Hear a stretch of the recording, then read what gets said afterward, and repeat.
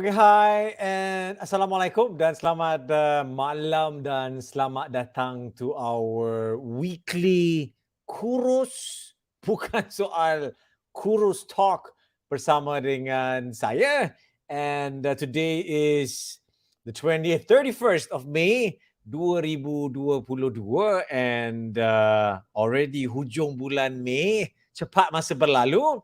And saya doakan semoga your bulan Syawal has been menggembirakan, has been meriah bersama dengan keluarga and kawan-kawan tersayang, especially if you have not beraya mungkin dalam 2 tahun yang lalu ini disebabkan the pandemic COVID-19. But yeah, hopefully we have turned the corner berkenaan dengan pandemic COVID and tak perlu berdepan dengannya lagi, especially kalau boleh not as bad as before. Yeah. So welcome to our Q&A Kurus Talk Santai pada malam ini. And as always, we are live on Facebook, my Facebook, and we are also live on Facebook Bukan Soal Kurus, and we are also live on YouTube as well. Yeah. So feel free to say hi dalam ruangan komen. Let me know where you guys are from. And sekiranya anda punya sebarang pertanyaan, we always use this Q&A session on Tuesdays for diskusi pelbagai perkara, senaman, pemakanan, kurangkan berat badan, bulan Syawal kurus tak? Biasanya dia ke laut sikit, but it is normal. Because of pemakanan yang kurang terkawal, and of course also mungkin disebabkan senaman yang tak disiplin di luar bulan Syawal because of pelbagai jemputan rumah terbuka dan sebagainya. So again, selamat Hari Raya kepada anda semua. I know dah habis pada hujung minggu yang baru-baru ini. I still have a few invitations, corporate especially, dalam this 1 or 2, 3 hari. But I had a very, very meriah and cozy bulan Syawal. My dad is in Ampang. My in-laws are in Kelana Jaya. So usually every year Hari Raya is just in KL. So Alhamdulillah, even us during the lockdown last year and 2020, not as not as impacted as perhaps mereka yang ada kampung yang di luar dan jauh. So for us it was not so bad. Waalaikumsalam Karim daripada Melaka. And I'm looking at the comments over here. And I will pick soalan-soalan yang perhaps luar biasa sikit. Yeah, so doesn't have to be soalan yang you rasa is common. You can ask really anything and everything. We can talk about, again, pemakanan, senaman, mental health, kehidupan, dunia, yeah, whatever that you desire. We can discuss soalan yang luar biasa juga. So let me see what we have here. And again, thank you so much for joining. And if it's your first time joining us, feel free to share the live feed dengan kawan-kawan seperjuangan supaya mereka pun perhaps boleh menontonnya as well. And we have Iliana Ilyas di sini, ex-student saya daripada JK 1M di 2017.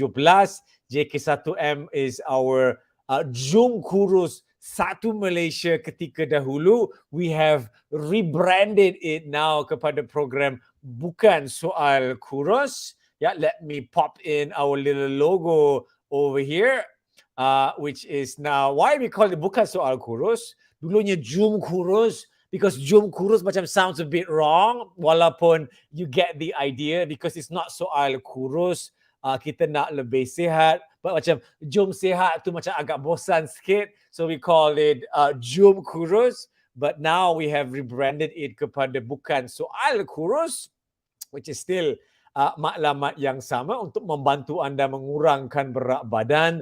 And it's also for us more politically correct, because kita masuk ke alam persekolahan, ya, we work together with banyak sekolah. So untuk kids tu is bukanlah soal jom kurus, it's soal kita nak membantu mereka tumbesaran yang lebih sihat and menghindari mereka daripada berdepan dengan obesity yang sangat berluas di Malaysia kita, unfortunately. Yeah. So Iliana, thank you so much for joining us, and semoga berat badan anda masih dalam kawalan, and I will look at and see if you have sebarang pertanyaan as well. Yeah, now, again, I will keep my answers as short as possible supaya kita boleh menjawab and address as many questions as possible pada hari ini. Yeah, so let me go here, and the first question here daripada ice cream, tapi gambar Snoop Dogg, ya. So soalan beliau is, hello, ya. Kevin nak tanya, adakah water fasting itu bagus? Now, water fasting, that means basically you berpuasa dengan hanya perhaps menggunakan air, boleh. But the main problem dengan amalan yang quite drastic is soal sustainability, sukar untuk mengekalkan apa jua bentuk pemakanan diet sekiranya ia sangat drastic, because you stress lama-lama, and then you akan menanti rancangan penghujung program, and then you go back kepada cara yang lama, so it's not going to membawa hasil jangka masa yang berpanjangan. So my advice to you, ice cream, is number one, nothing wrong dengan makan ice cream sekali-sekala, and sekali-sekala can be once or twice a week ke apa. But yang paling penting yang saya ingin tekankan di sini is that kejayaan dalam kawalan berat badan, kejayaan dalam kegembiraan, kejayaan dalam kerjaya, kekeluargaan, kewangan, kesihatan, kawalan berat badan, pemakanan,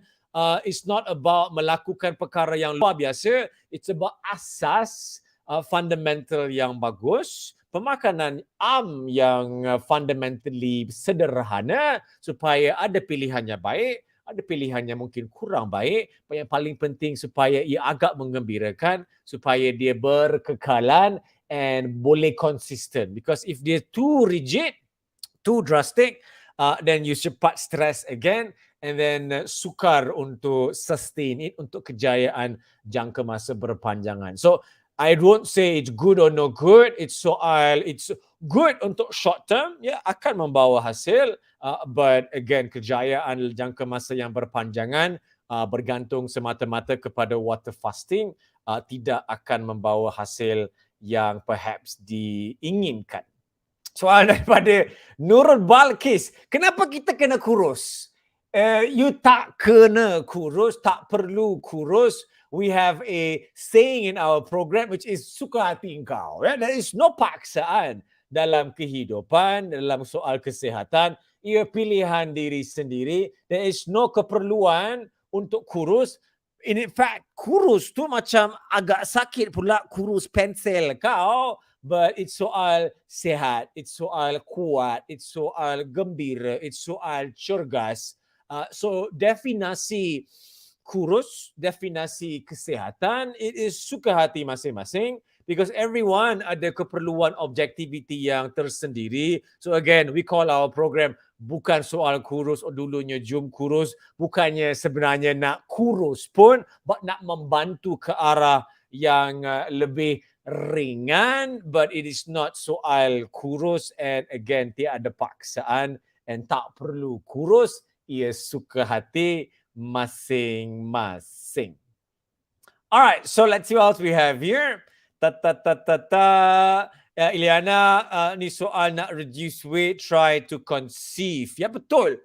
Now, in our program, Ilyana, ramai orang mengandung selepas kurus atau selepas kurangkan berat badan, and that's one of the amazing things daripada meningkatkan kecergasan diri, kuatkan kesihatan diri, kurangkan beban badan is kurangkan stres badan. And ramai orang yang mengandung selepas dah kahwin, in this case, selepas dah berjaya ke arah yang lebih sihat, lebih cergas dan lebih ringan in this case. Why? Because dalam keadaan yang obes, badan stres. 24 jam badan you stres, berdepan dengan dirinya sendiri, dengan perhaps kurang cergas pada masa yang sama, dengan again negativity, again body self-image ke apa, agak kurang gembira. So if your body is stressed, kurang gembira, memang sukar untuk menyediakan rumah yang cantik untuk membina nyawa yang baru. So ramai orang, Ilyana, berjaya mengandung setelah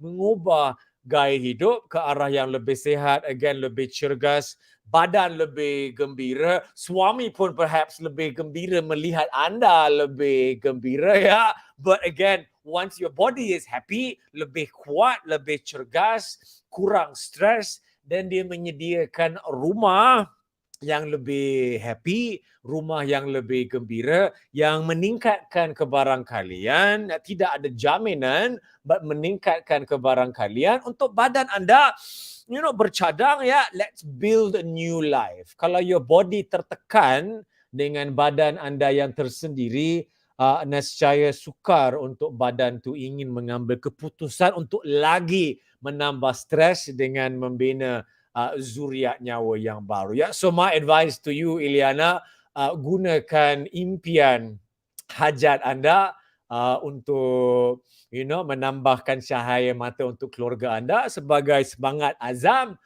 untuk ke arah yang lebih sihat, lebih cergas.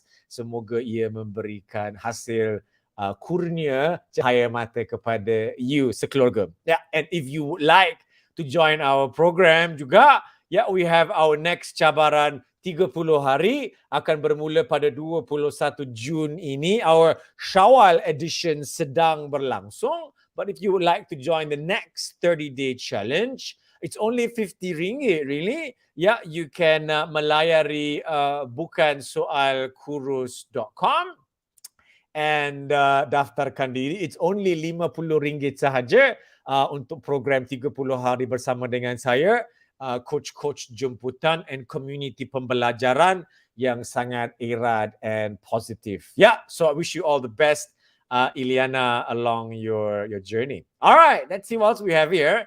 And again, if you're just joining us, feel free to mengemukakan sebarang pertanyaan dalam ruangan komen. There is no right or wrong question, so jangan rasa malu-malu, supaya kita dapat belajar bersama and membantu sesama kita ke arah yang lebih ceria. Bukan soal kurus, kan? Ya, wah, Lukman, ya, hi coach, hi Lukman, waalaikumsalam, salam kurus to you as well. Thank you, Ilyana. All right, let's see what else we have here. Soal daripada Farhana, cantik orangnya.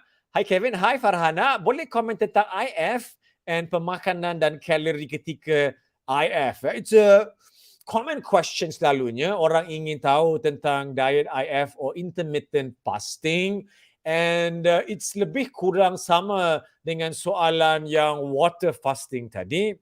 Whether you go on water fasting, intermittent fasting, Ramadan puasa, diet keto ke Atkins ke blood type ke suku-suku separuh, semua diet akan berasaskan konsep untuk mengawal kalori sebahagian besar kecil. Intermittent fasting juga. Intermittent fasting akan melarang waktu makanan, sama juga dengan Ramadan, di mana kita mengurangkan pengambilan kalori secara umumnya. So every diet, like it or not, will try to manipulate pengambilan kalori. And I know when you dengar, Cik Kevin, alamak, kalori.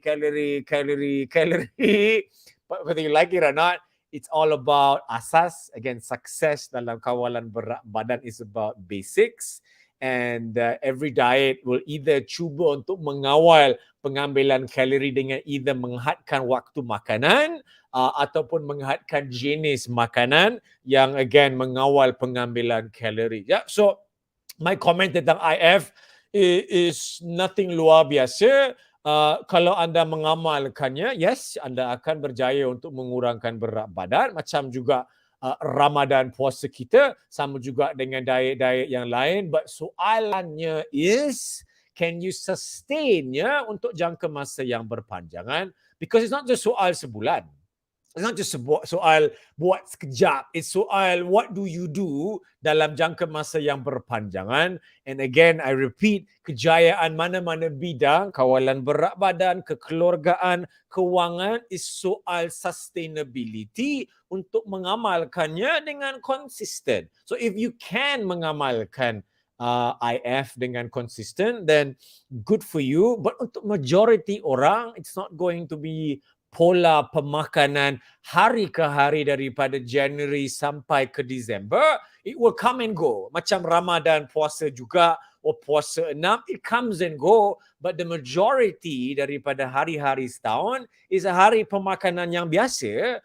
And you must be able, in my opinion, and don't follow anything I say, you must be able to makan makanan yang biasa dengan pola pemakanan yang biasa, whether it is sarapan, snack, lunch, snack, dinner, supper, mengawal jumlah pengambilan and still mengawal berat badan. Now, to talk about this dengan panjang lebar, Farhana takes time. Saya sangat menggalakkan again, join our 30-day program yang penuh dengan ilmiah and perkongsian ilmu untuk membantu Farhana dengan kawan-kawan untuk memahirkan diri mengawal kalori, membina plan pemakanan yang tersendiri supaya again boleh membina diet diri sendiri. So tak perlu bina diet intermittent fasting ke diet suku-suku separuh, but biarlah diet Farhana, diet Kevin, diet Ilyas, diet Lukman, so that they again sesuai dengan hati jiwa kita. Yeah, alright. So I hope this helps you, Farhana, and I wish you all the best. All right, let's see what else we have here. Soalan daripada Amirul Hakim. Makan apa yang disarankan untuk cutting? So now, cutting is again a bit not luar topic, but it's basically cutting ni is istilah yang digunakan oleh usually ahli bina badan yang dah melalui fasa bulking, yang menambah berat badan. Nah, mereka menambah berat badan bukan dengan harapan nak menggemukkan diri. Bina badan atau ahli bina badan memahami bahawa during fasa menambah otot badan akan ada penambahan lemak badan.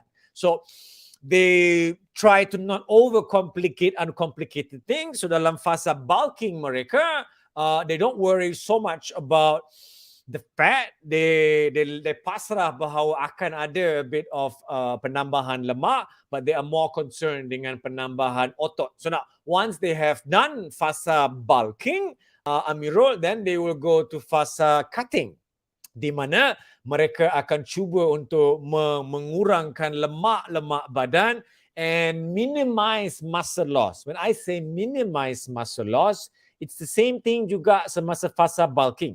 During the bulking phase, generally speaking, you cannot just menambah otot, you akan menambah otot dengan lemak. So dalam fasa cutting pula, same thing, you cannot just kurangkan lemak, you akan kurangkan lemak and akan kurang otot sikit.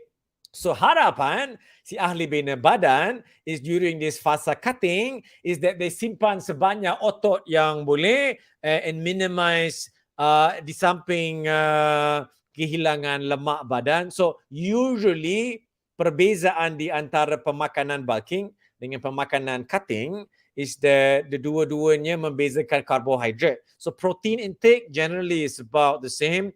Fat intake is generally about the same juga, but the carbohydrate sangat berubah. So dalam fasa bulking, karbohidrat tu agak banyak. Dalam fasa cutting, karbohidrat tu dikurangkan. Dalam fasa-fasa yang tertentu, especially pada bodybuilder yang ada pertandingan, they have different phases dalam fasa cutting, but mereka sering mempermainkan karbohidrat terutamanya, where the protein generally stays about the same. Alright. Waalaikumsalam, Emi. Ya, waalaikumsalam. Cinta Jana Firdausi. Nak tanya, macam mana nak jaga pemakanan untuk pesakit angin? Now, not specifically sure apa yang Jana maksud dengan pesakit angin. Is it pesakit yang ada gastritis ke, bloating ke? Kalau ia gastritis, perlu peka terhadap makanan-makanan yang trigger your gastritis, macam oily food, tak makan. So bagi orang yang ada gastritis, tak boleh tak makan, kena makan dalam kuantiti yang kecil. Makan banyak akan mencetuskan serangan gastritis. If you have bloating, banyak gas, that one is more soal perhaps again, sama juga memahami trigger makanan. Looking at makanan-makanan yang memang bloating dengan semula jadinya, macam roti and all yang ada perhaps kandungan yang creates bloating, like telur juga, brokoli. So my advice is tepuk dada, look at tabiat pemakanan, memahami perhaps alahan or trigger makanan yang mencetuskan angin yang berlebihan itu, even protein yang berlebihan pun, especially bodybuilders or mereka yang memakan protein dengan agak berlebihan will have a bit more of that nitrogen release yang badan mengeluarkan. Alright. Waalaikumsalam. Hai Iza. Hai. Waalaikumsalam. Suhail. Alright, soalnya from Nadia Abdul Rahman. Kevin, macam mana nak kurangkan health anxiety? It's a very, very good question. And in our program, anxiety sering or always menjadi topik perbualan because kita semua berdepan dengan pelbagai tekanan kehidupan, besar or kecil. There is no life yang tiada tekanan, yang tiada masalah. All of us ada masalah, jangka masa pendek atau jangka masa yang panjang, sama ada kekeluargaan, kewangan, pandemik ke apa, semua orang ada some form of mild anxiety, but kita nak cuba mengelakkannya daripada menjadi chronic anxiety atau menjadi pencetus kepada penyakit mental yang lebih mendalam. So, now, again, I have to just clearly clarify, I am not a clinical psychologist. I am giving advice from my own experience, berdepan dengan para peserta juga. Do I have anxiety? Of course. Again, there's nobody yang terlepas daripada anxiety kehidupan because life is not easy and life is not meant to be easy. And Kurus pun is not easy as well. So my advice to Nadia is cuba mengenal pasti punca atau sumber yang menyumbang kepada anxiety Nadia itu sendiri. Because as much as you can go for therapy and they can give you medication ke apa ke, you must know what is triggering the anxiety supaya you tidak serah diri kepada keadaan. So My recent anxiety was tahun lepas. I had a bit of a anxiety that was caused due to the lockdown yang panjang tu, through hari raya, raya haji dan sebagainya. So I suddenly felt macam, something is choking my neck, especially malam-malam. And I was not sure, what is this? What is happening? Or is it some kind of gastritis ke apa ke? Some kind of masalah esophagus ke? So I went to a specialist, and he said, I have stress, I have anxiety, and it causes GERD. GERD is gastroesophagus reflux disease. It sounds very serious, but actually it's just basically the opening of the esophagus too does not close properly and allows the acid to basically naik ke atas. That creates this choking sensation. So long story short, my punca anxiety, and the doctor wanted to subscribe me to some kind of plan penyenang dengan ubat-ubat. I don't want any medication. I would rather try and mengubatinya dengan mengenal pasti punca and cuba mengatasinya dengan kaedah tanpa medication. So what I then did, I realized that I lost my ruang untuk bersenam. And due to the lockdown, you lose a sense of space. So I kurang bersenam, and I'm a person yang needs to salurkan stres kehidupan ke arah senaman. That's my release channel. And because during that lockdown yang ketiga, I stopped doing live home workouts juga. Lockdown 1 and 2, rajin buat live every day to release the tekanan anxiety. But lockdown yang ketiga, I just somehow did not really do it. And the stress started to build up dalaman. And that caused me anxiety. And it caused the GERD, the acid reflux disease. And I had to be patient.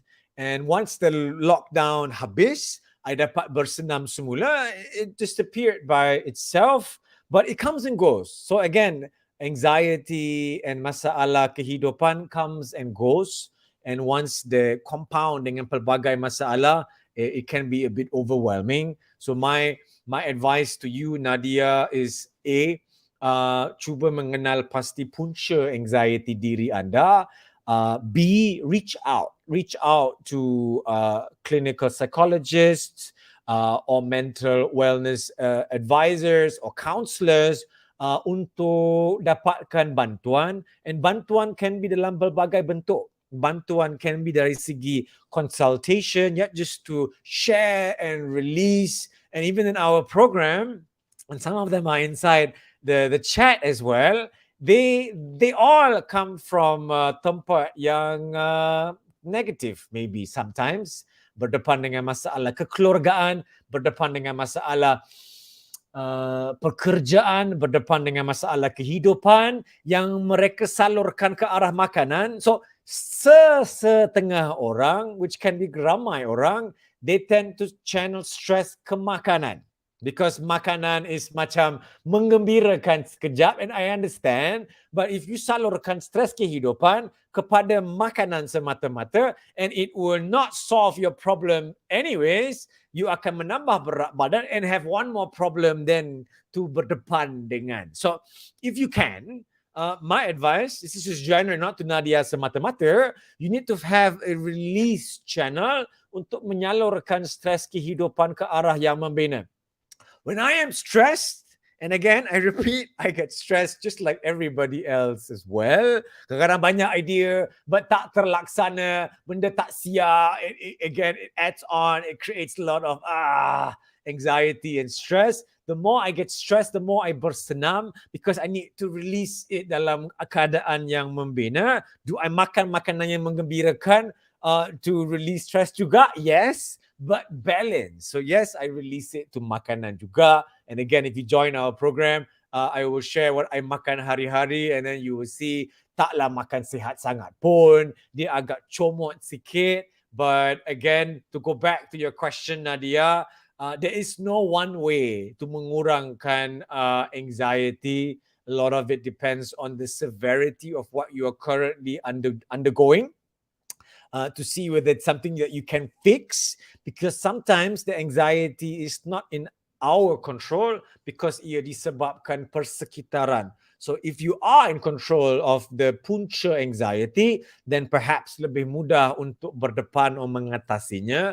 But if it is something di luar kawalan, which can again depend on persekitaran sebagai puncanya, then also my advice is again dapatkan bantuan daripada counselor or a medical professional untuk cuba membantu Nadia untuk berdepan dengan. Jangan rasa malu to reach out for help, to angkat tangan. We are all human. We are all kurang sempurna. Kita semua ada masalah, and it's nice to talk to somebody who listens to you. And counselors, they listen. They don't judge.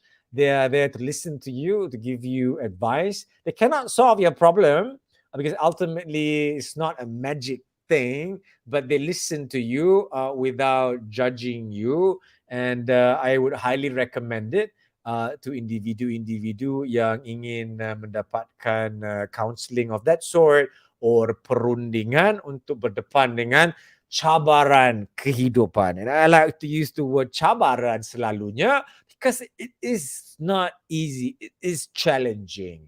And if life is easy, it will be boring juga. And you akan mengelut juga. Boringnya hidup aku. And I'll give you an example. If you go to the beach, the first day you sampai, oh, I'm at the beach, you selfie, Instagram, rasa happy. Second day happy, third day happy, 1 week happy, 2 minggu, 3 minggu, sebulan, 2 bulan, 3 bulan, setahun, bosan, lama boring juga, lama pantai lagi, rasa macam you're missing out on what's happening in KL ke apa. So the point is life is always going to be, looking for new things. But that's important juga for us to sort of stop sekejap kegilaan kehidupan, bersyukur dengan apa yang kita dikurniakan, and be thankful and try and slow things down. Kehidupan zaman sekarang is so demanding. It's so cepat.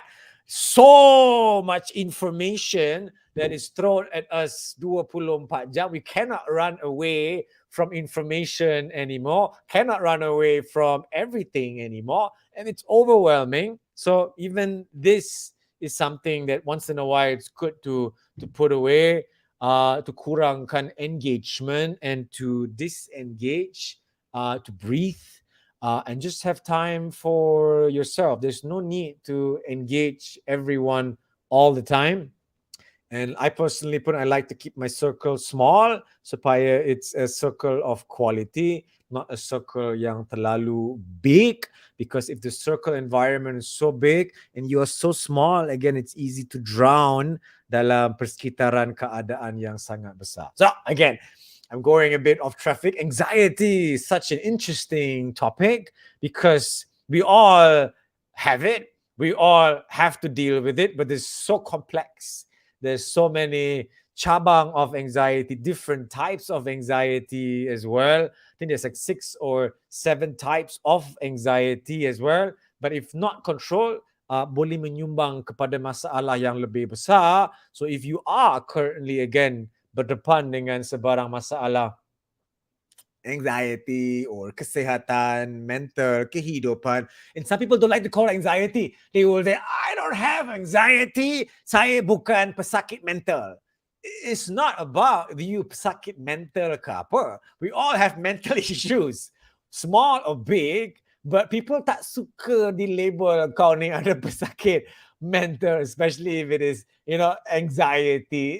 It's not, a curse or something that you should be ashamed about. That's why I think there's so many campaigns about mental health awareness zaman sekarang ini. And again, it's not something you should take personal or as an attack or kau cakap aku ada sakit ke. It's not about that. It's really about angkat tangan again, realizing that you have an issue. We all have issues. And cuba untuk mengawalnya supaya it does not become benda yang lebih besar. But you cannot eliminate it 100% of the time. There will be days you're so happy. Dapat one WhatsApp, oh lama, you get pulled down to real world because again, sometimes our happiness is very fragile, and that's why even in our program, our objectivity kehidupan is not soal kurus. Our objectivity kehidupan should be soal kegembiraan. The goal should be happiness because that's what we long for.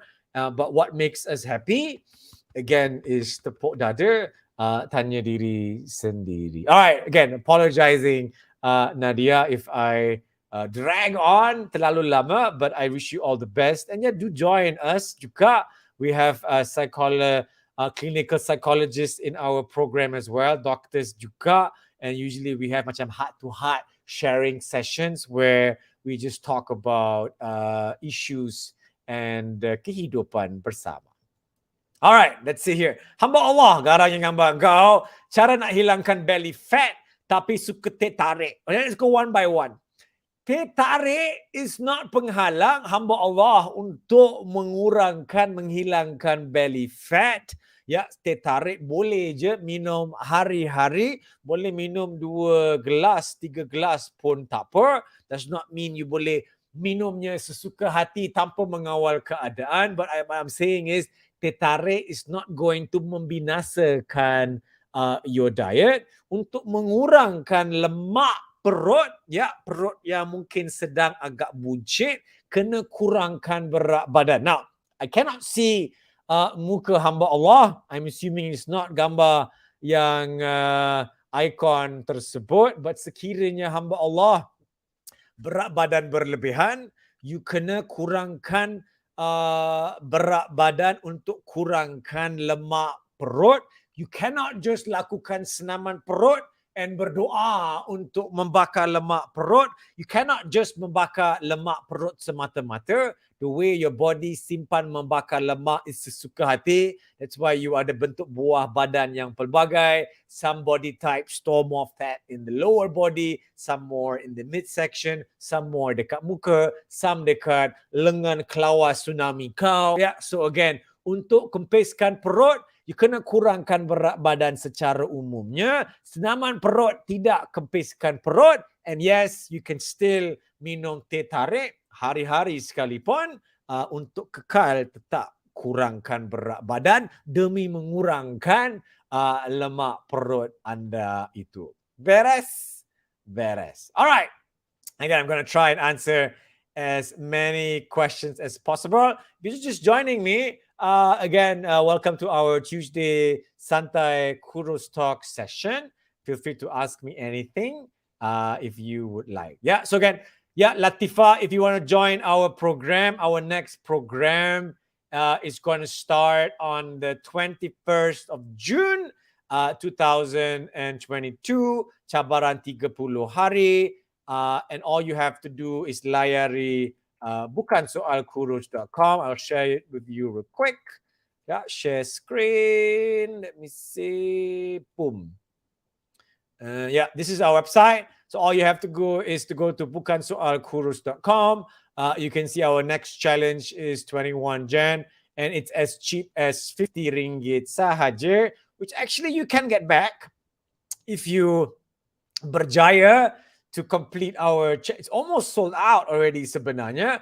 Once you click here, then it will bring you to the need. There's about currently just a few spots left, and there is a bit of a challenge. Yeah, to get your money back, you can kurangkan 4 kilo, have about 210,000 steps. Yeah, you can just read it here. We have a really awesome community that we run our program in. Yeah, so we run everything via this bukan soal kurus community yang kita ada perkongsian. So this is one of our peserta, Suhair, yeah, really amazing lady, sedang melayan my bercelote on Facebook. And even I have a diary here as well, di mana saya akan kongsi my daily activities, ya, badminton ke, what I do in my daily life, senaman ke, makan ke, ada sesi I karaoke, so I just share video. Yeah, don't need to watch it lah. Then we have macam food diary where everybody is sharing their makanan, what they're eating. And then we comment on the food supaya ada pembelajaran bersama. We have a section for Q&A as well. So it's like a Q&A section. We have coaches of the month. Yeah, Coach Fawarda is our coach of the month for this month. She does workouts. We have our event schedule. So there's workouts. We have sharings. Yeah. We have like the health talks as well on mental health. Yeah. So we had a hormone and weight loss talk by Dr. Shazif as well. We have a mental health sessions with Sakina, who is from a clinic. We have Zoom recordings. Yeah, so it's a lot of fun stuff. Check it out. Don't worry. Just sign up. You are in really amazing hands nanti. And it's only 50 ringgit sahaja for a 30-day program where you can learn macam-macam. And ia tidak berasaskan produk. In case you are wondering, why do I say so? Because there are many programs yang tiba-tiba, kena beli produk dan sebagainya. In our case, there is nothing that you need to buy. It's 50 ringgit sahaja for the entire 1-month program. Yeah, secara virtual, so you can join from anywhere. All right, let me try and answer sebanyak soalan yang boleh. And let's see what else we have here. Mamirul again. Okay. So, hi Kevin, if not take protein powder, boleh ke otot membesar dengan cepat? Boleh. Protein powder tidak wajib. It is just makanan yang diproses dalam packaging untuk memudahkan pengambilan. Macam susu formula milk baby juga, but tidak wajib sekiranya bekalan susu ibu or susu daripada ataupun protein daripada makanan umum, ruji is lengkap. Ya, cuma kadang-kadang the supplement memudahkan pengambilan. Same thing juga untuk formula milk untuk si bayi kecil. Alright, soalan daripada Hashima Hazbullah. Coach, please tell us the type of exercise that helps us to shed a lot of fat without having to suffer so much. In other words, bakar banyak dalam kadar sengsara yang kurang. Boleh. Now, if you don't want to do these high intensity workouts, my advice is do a low intensity or moderate intensity interval training workout session. Now, what is a low intensity session? It's ala brisk walking ke apa, slow jog ke berbicycle, anything where your kadar degupan jantung is lebih kurang 65-70%. But the catch is, Hashima, you have to do so dalam keadaan where your carbohydrate, glycogen, blood badan is depleted. So the best time to do this is first thing in the morning. Sebelum you makan, boleh minum air, boleh minum kopi ke teh ke, but no sugar. And then you do a brisk walk or a low moderate intensity workout where your body akan menggunakan sumber lemak sebagai sumber bekalan tenaga. Why will your body then membakar lemak? Because your body is dalam keadaan tanpa carbohydrate, tanpa glycogen, and your body tak ada sumber tenaga yang lain and akan membakar more fat than usual. So again, do so dalam keadaan badan yang depleted carbohydrate.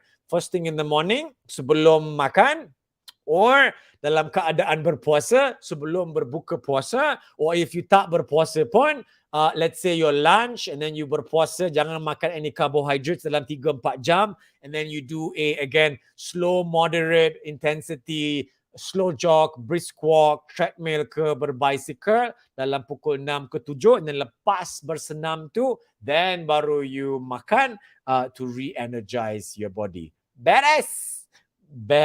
Yeah, all the best to you, Hashima.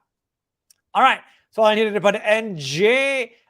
Do you think antara semua diet, suku-suku separuh adalah diet yang paling balanced and menggembirakan?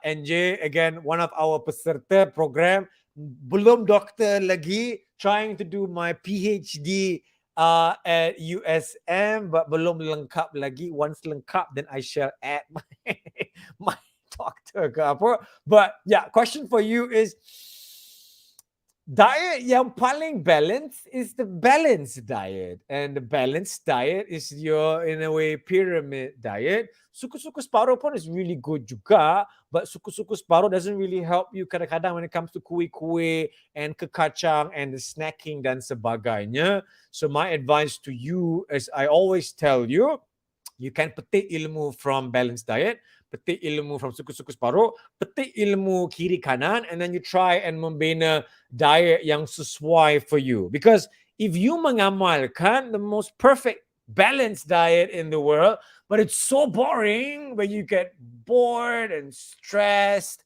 it doesn't help you untuk mengekalkannya juga. So there's going to be days where you agak terlepas tangan, you agak balance, agak gembira, agak pelbagai, because life is not always balanced as well. Your life will be ups and downs, huru hara. So for you, as I always tell you, take a deep breath, enjoy the kegilaan of the journey, be flexible in terms of makan and mengawal keadaan. So even if I, for example, have a, let's say lah, I go for a trip and I go for buffet breakfast hotel, I will makan more than I should.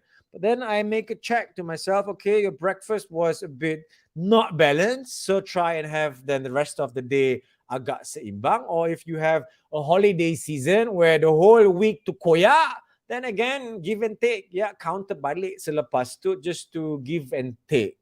But don't be so hard on yourself. Allow yourself to make mistakes. Allow yourself to be out of balance kadang, but as much as possible, mengawal kapal diri anda along this journey so that you stay afloat and happy with your perjuangan and hala tuju secara umumnya.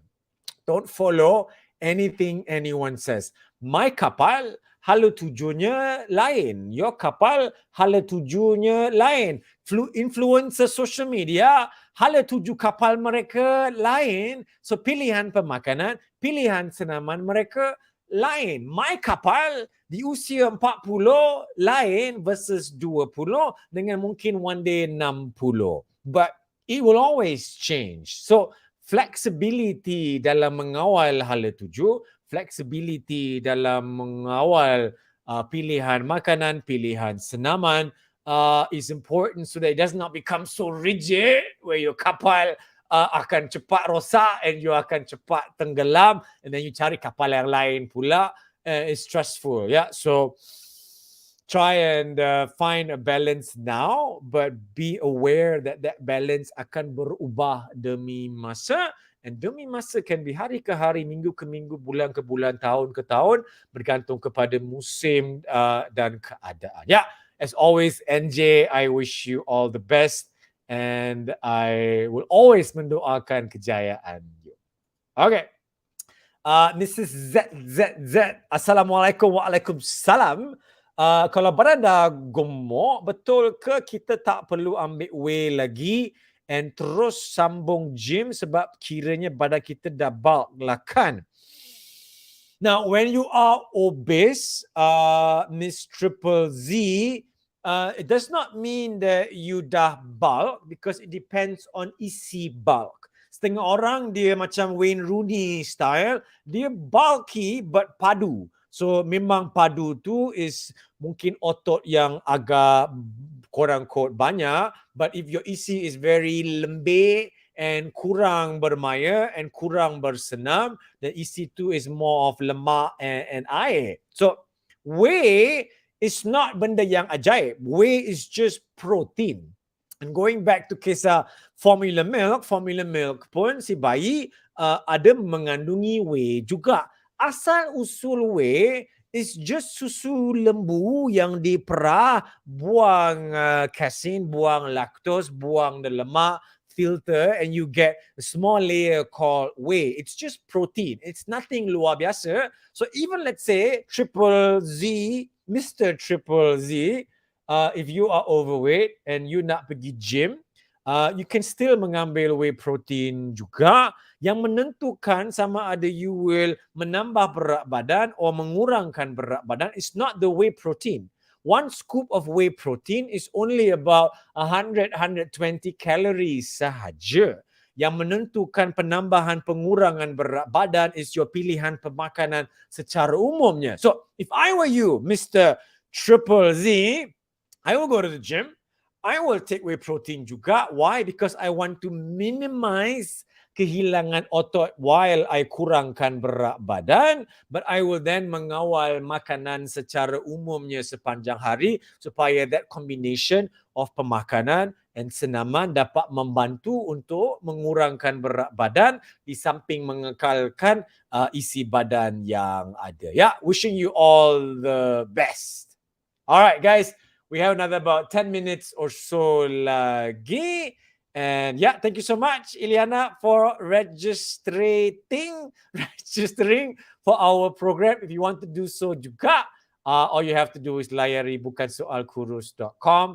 I can guarantee you it's an amazing 30-day program dengan pelbagai ilmu, dengan kawan-kawan community yang sehaluan and seharapan and bergerak ke arah yang sama. All right, next question here. Soalan daripada Hashima juga. Coach, betulkah ketidakcukupan tidur boleh buat kita obes atau gemuk? Yes. Now, penambahan berat badan bergantung kepada pelbagai perkara. But kurang tidur menyumbang as well. It's not penentu, but ia menyumbang. How? If you tak cukup tidur, stress. Bila your body is stressed, your body might meningkatkan penghasilan hormon cortisol, might increase penyimpanan lemak badan, will make your body kurang bermaya, and then you makan banyak to cuba untuk membekalkan tenaga kepada badan untuk keep on going, padahal what you need is more rest. All of these things boleh menyumbang kepada penambahan ataupun kesukaran untuk mengurangkan berat badan. So yes, jangan memperkecilkan kepentingan tidur dalam usaha anda untuk mengawal berat badan, mengawal stres badan, and mengawal nafsu makan juga. Beres. Alright. Yeah, fast action, fast result. Life is a learning process. Betul? Alright. We have Zakiatul. Hi, Coach. BSK 3 and BSK Ramalan Challenge. Total loss is 16 kilo. Wow. Yeah, congratulations to you. So happy and proud. Macam mana nak start maintain? Exercise dulu 6-5 kali seminggu. Takut naik berat balik. Betul. So now, my nasihat kepada semua peserta, and I've been doing this for a really long time. I've been doing this type of program since 2013. Almost 10 tahun sudah. And my advice always is, jangan overdo or terlalu teruja or go 100% during the program 30 hari ke 6 minggu ke apa, because once the program is over, you akan burn out and you akan cepat rasa macam nak give up because it's not sustainable. So my advice to you, Zakiatul, number 1 is be proud of your amazing success. Now, take a deep breath and ask yourself, can you sustain the 5-6 kali seminggu senaman, yes or no? Kebarangkalian besar, not possible. Minggu ke minggu, bertahun-tahun. There will be times where it is not possible. And my advice to you is, kurangkan the pressure diri, kurangkan beban senaman. Perhaps kepada 3-4 kali seminggu pun dah more than enough. From that, you should know how to then adjust pengambilan kalori, because once you bersenam less, pembakaran kalori pun less. So calculate back your BMR and your AMR and look at the calorie situation secara umumnya. And if let's say, based on your umur jantina, berat tinggi, and lifestyle, your AMR is lebih kurang 2,000 kalori. Dan untuk kekalkannya, you have to just makan lebih kurang 2,000 kalori plus or minus, but then dengan tanggungjawab senaman yang dah dikurangkan sikit. Now, wahai para peserta hari ini, if you just macam don't know what I just talked about, again, do join the cabaran 30 hari. We will guide you langkah demi langkah untuk mengawal, mengira, membina plan pemakanan supaya all of these things menjadi benda yang anda memahami. And once you memahami suatu perkara, then you can mengawalnya. You cannot mengawal sesuatu perkara that you do not understand.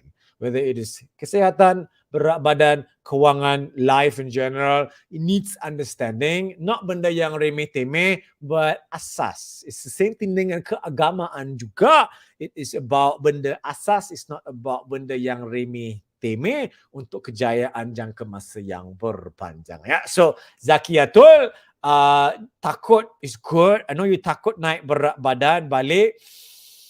Don't let go. Jangan program 30 hari pegang 100%. Habis program je you let go. My advice is hold on to whatever you're holding on to and then slowly adjust the balance of pemakanan and senaman supaya it's sesuatu yang you can kekalkan. And takut is good. Takut means you care.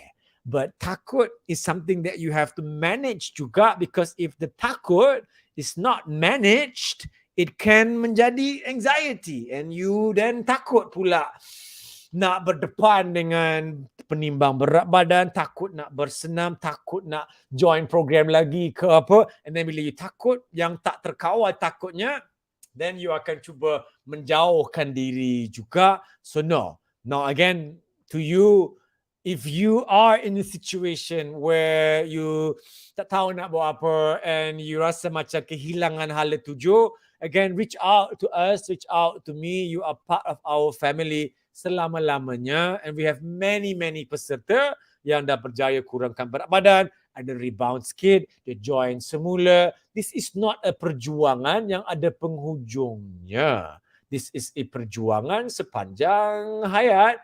And jangan look at our cabaran 30 hari pun sebagai penghujung 30 hari, then goodbye. You know, make it something where you can mendekati persekitaran yang seumpamanya selama-lamanya. Yeah, as always, I wish you all the best. Cantik kucing tu. All right, time check, it's 8:56, maybe another 5-10 minutes or so. And then we can look into it. Yeah, and we have Razia di sini. Ya, Zakiatul, please kongsi pengalaman diri anda.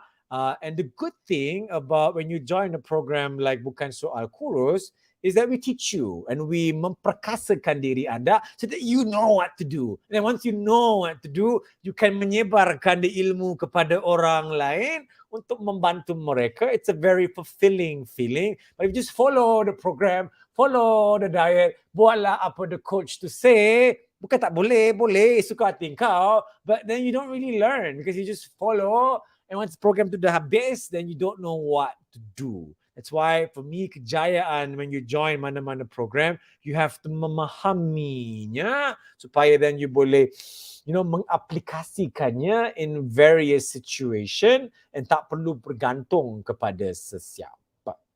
Alright, let's see what we got here. From Nur Akidah. Hi coach, hi. Jika kita ada masa untuk senaman ringan like skipping, tapi malam after dinner, sesuai ke? And this is the senaman malam membunuh punya topik perbincangan. And this was sesuatu yang dicetuskan many years ago oleh seorang wartawan and a doctor who created an article called Senaman Malam Membunuh. And it's not that senaman malam tu membunuh. If you read the article, it says that kerja stress, traffic jam stress, senaman stress, yeah, stress physical. And if that leads to kurang tidur pun stress. Yang membunuh you is stress. It's not just about soal senaman malam. So my advice to you, if you can mengawal kehidupan, mengawal kerja, mengawal makanan, mengawal senaman malam, mengawal kualiti tidur dalam, you know, menyimbangi kehidupan diri akidah, then it's not going to be penghalang. It is sesuatu that you kena menyimbangkan. Do I bersenam waktu malam? Not regularly. Sekali seminggu, yes. Even tomorrow we have a home workout with our group with me at 8 malam. I personally lebih suka bersenam waktu pagi because my life is flexible that way. I don't work at an office. I have my own time schedule. But ramai orang are not that fortunate. So mereka hanya boleh bersenam selepas waktu pejabat, selepas dah balik rumah. And if that is the only time they have, then so be it.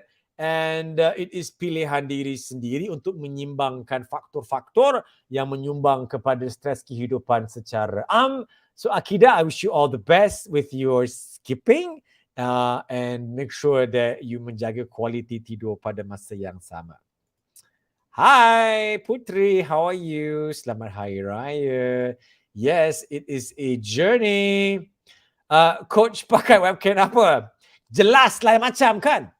Diterang, this is not a webcam, this is a DSLR, a DSLR with a hooked up to my computer, so you get a really nice bokeh. Bokeh is the thing in the background yang macam blurry, and I can adjust the blur as well. So if I do this, then you can see the background becomes more and sharp, but I don't like it. I like the bokeh. The bokeh is this blurry background thing. Optical bokeh, not a digital blurred background. Yeah, I'm a tech geek. So I like techie stuff, but I don't do any tech reviews.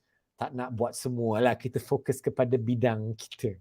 All right, let's see what else we have here. Yes, tak tarik tidak bersalah. Putri asking, saya pelik, saya makan sikit berat naik, tapi bila makan banyak, berat turun.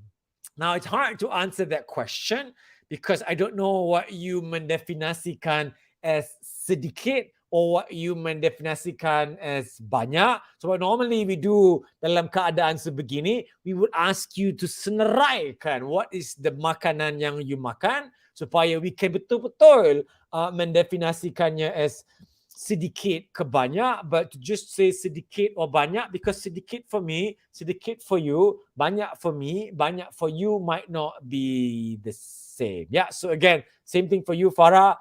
Farah Yin, do join our program so that you can belajar bersama with us. All right, then we have Afifa Ali, my favorite student. Yeah, also a really amazing lady. Afifa herself lost, 21 kilo. Sangat-sangat luar biasa ini orangnya. But pun seseorang yang berdepan dengan cabaran kehidupan.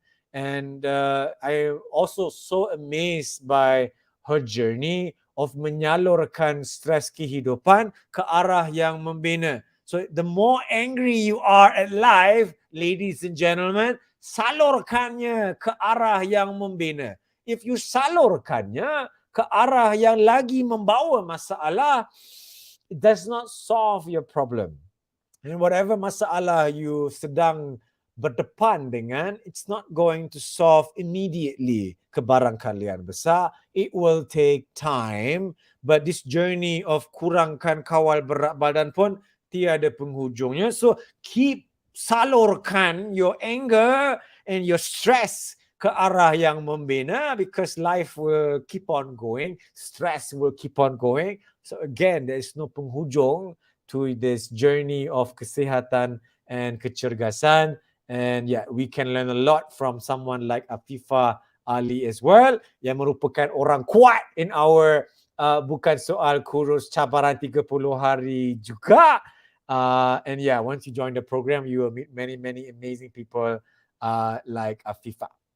Yeah, Emmy, the next program is going to start on 21st June, which is next month. Yeah, today is last day of May. Akan bermula pada 21 Jun ini. It's a virtual program with me. Only 50 ringgit sahaja, which you can get back if you berjaya sahut cabaran diri anda. But even if you don't, 50 ringgit, I think it's really, really awesome investment for your health and the ilmu that you get. InsyaAllah, you can mengamalkannya untuk jangka masa seumur hidup anda. Alright, now it's 9:03.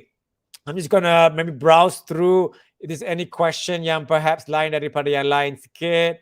La la la la la. Uh, this is really a BSK question. How to look young like you? Baru-baru ni ada budak panggil saya Pak Cik. I'm only 28.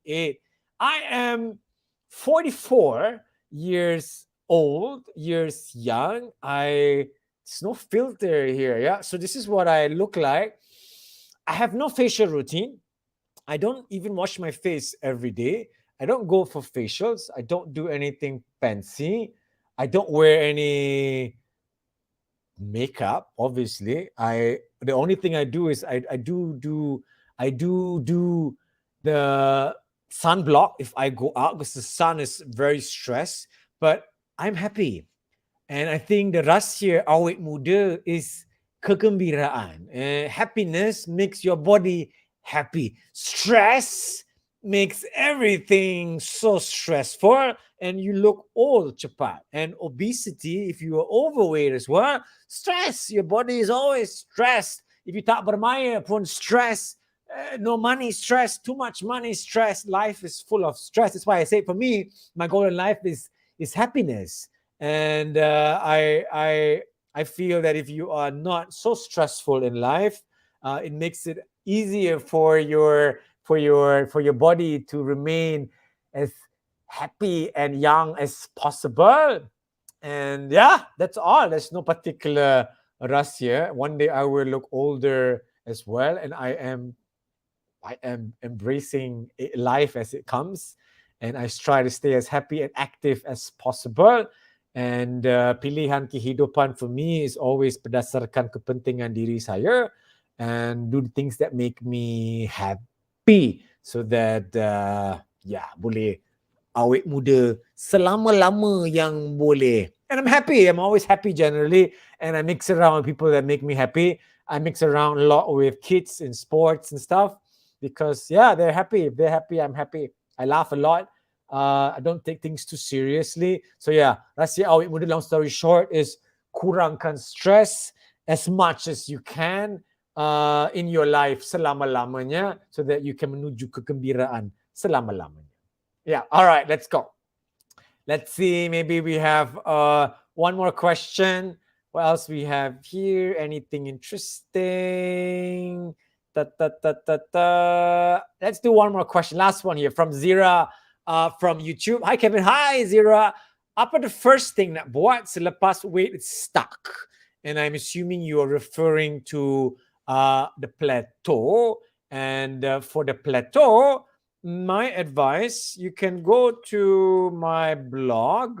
And I'm going to share this real quick on here. We just talked about this not too long ago. You can go to my blog. There is a topic exactly what you're asking right now, which is what to do if your body is berat badan too. I'm going to remove your question here. So that, alamak, let me see the banner. Let's hide this and hide this. So basically, these are the 10 tips you can do to mengatasi plateau berat badan, or if your body berat badan tu is stuck, which is a few things like focus kepada quality makanan, rehat, overtraining, don't overlook it, trial and error, and look at different things. Just look at the blog. There is explanations down here as well. And just to not keep this answer too long, feel free to look through it. Or join our BSK program, di mana we talk about plateau berat badan dan sebagainya as well. All right, ladies and gentlemen, thank you so much for joining me tonight. I hope that today was useful. Thank you juga so much kepada semua penyumbang-penyumbang on our comment section yang sudi menjawab soalan-soalan para rakan-rakan seperjuangan, and all of these amazing individuals are part of our program. And if you have not joined, do join us. Don't feel overwhelmed. There's no pressure to join. It is always pilihan diri sendiri. And the best thing that you can do, as I always say, is to melaburkan sesuatu buat diri anda. So thank you so much. Siti Iza, Sabasia, Lukman, Iza yang ceria, Azima, ya orang kuat ni semua orang-orang kuat kita ni. Thank you so much. Ya, Haika as well. Ila, thank you so much. Ame juga. Thank you so much semua. See you guys again minggu depan. Ya, on Facebook and YouTube for Kurus Talk Santai bersama dengan saya. I really enjoy tonight's session. Banyak soalan yang luar biasa. And if you have sebarang pertanyaan yang lain, always use the comment section or reach out to me melalui social media ke apa. And I look forward to seeing you in our program yang akan datang, tak kira bulan depan or one day in the future. Yeah, with that, thank you so much. Assalamualaikum and bye-bye. Thank you. Have a great night. Terima kasih semua.